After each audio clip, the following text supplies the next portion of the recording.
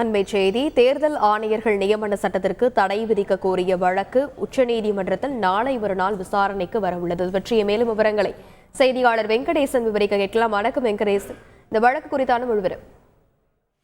வணக்கம். தேர்தல் ஆணைய நியமனத்தை உச்சநீதிமன்ற தலைமை நீதிபதி இல்லாத குழுவை கொண்டு நியமிக்கும் வகையில் மத்திய அரசு அண்மையில் சட்ட திருத்தம் கொண்டு வந்தது. இதனிடையே அண்மையில் தேர்தல் ஆணையர் அருண் கோயல் ராஜினாமா செய்ததை தொடர்ந்து அந்த இடத்தில் புதிய தேர்தல் ஆணையரை நியமிக்கும் பணியில் மத்திய அரசு தீவிரம் காட்டி வருகிறது. இதே போன்ற சூழலில் இந்த சட்ட திருத்தத்துக்கு எதிராக, குறிப்பாக தேர்தல் ஆணையர்கள் நியமன சட்டத்திற்கு எதிராக ஒரு அமைப்பு, ஏடிஆர் என்ற அமைப்பு ஒரு ரிட் மனுவை தாக்கல் செய்துள்ளது.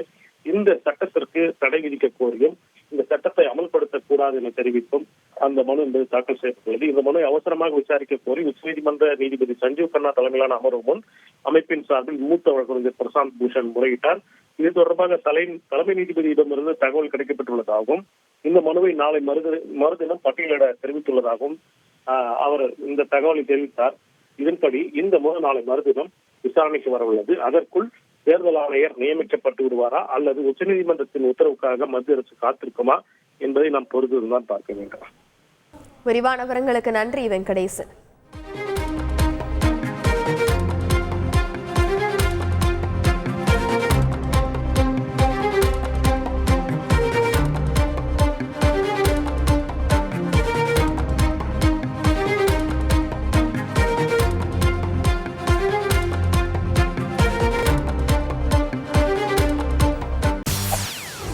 செய்திகளை உடனுக்குடன் தெரிந்து கொள்ள உடனே சப்ஸ்கிரைப் பண்ணுங்க.